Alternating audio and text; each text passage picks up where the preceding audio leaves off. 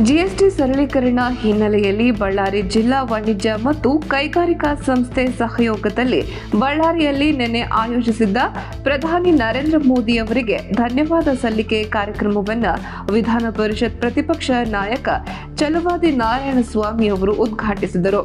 ಈ ವೇಳೆ ವಿಧಾನ ಪರಿಷತ್ ಸದಸ್ಯ ವೈಎಂ ಸತೀಶ್, ಮಾಜಿ ಶಾಸಕ ಸೋಮಶೇಖರ್ ರೆಡ್ಡಿ ಸೇರಿದಂತೆ ಮತ್ತಿತರರು ಉಪಸ್ಥಿತರಿದ್ದರು. ಬಳಿಕ ಮಾತನಾಡಿದ ಚಲುವಾದಿ ನಾರಾಯಣಸ್ವಾಮಿ ಅವರು, ಪ್ರಧಾನಿ ನರೇಂದ್ರ ಮೋದಿ ಅವರು ತೆರಿಗೆ ಸರಳೀಕರಣದಲ್ಲಿ ಜನಸಾಮಾನ್ಯರಿಗೆ ತುಂಬಾ ಅನುಕೂಲವಾಗಲಿದೆ. ಈ ಹಿಂದೆ ಇದ್ದಂತಹ 28% ಜಿಎಸ್ಟಿಯನ್ನ 12% ಕಡಿತ ಮಾಡಿದ್ದಾರೆ.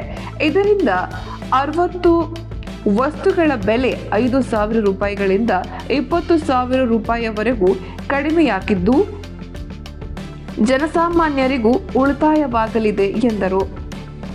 ಇದಕ್ಕೂ ಮುನ್ನ ಪ್ರಧಾನಿ ನರೇಂದ್ರ ಮೋದಿ ಅವರ ಜೀವನಾಧಾರಿತ ಕಿರುಚಿತ್ರ ಪ್ರದರ್ಶನವನ್ನ ಕಾರ್ಯಕ್ರಮದಲ್ಲಿ ಉಪಸ್ಥಿತರಿದ್ದ ಸಾರ್ವಜನಿಕರು, ವಿದ್ಯಾರ್ಥಿಗಳು ಹಾಗೂ ಕೈಗಾರಿಕೋದ್ಯಮಿಗಳು ವೀಕ್ಷಿಸಿದರು.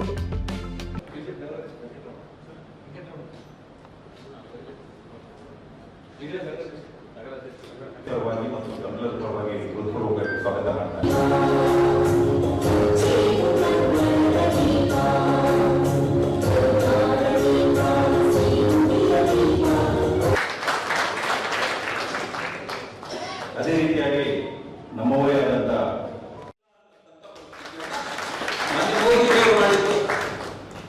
ಹಾಗಿದ್ದು ಇವತ್ತು ಅಂತಂದಾಗ ಹಾಗಿದ್ರೆ ನೀವು 2014 ಅಧಿಕಾರ ತಂದ್ರೆ ಆವತ್ತು ಯಾಕೆ ಮಾಡಲಿಲ್ಲ ಅಂತ ಕೇಳಿದ್ರೆ ಅದಕ್ಕೆ ಅರ್ಥ ಇದೆಯಾ? ಅದು ಅರ್ಥ ಬರೋದಿಲ್ಲ. ಯಾವ ಸಂದರ್ಭಕ್ಕೆ ಜನರಿಗೆ ಅನುಕೂಲವಾದ ಯಾರು, ಅದು ನನ್ನ ಸರ್ಕಾರ ಅಲ್ಲ, ಯಾವುದೇ ಸರ್ಕಾರ ಇರಲಿ, ಕಾಂಗ್ರೆಸ್ ಸರ್ಕಾರ ಇರಲಿ, ನಮಗೆ ಚಿಂತೆ ಇಲ್ಲ.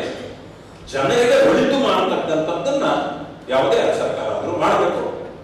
ಇವತ್ತು ಮೋದಿಜಿಯವರ ಸರ್ಕಾರ ಮಾಡ್ತಾ ಇದೆ.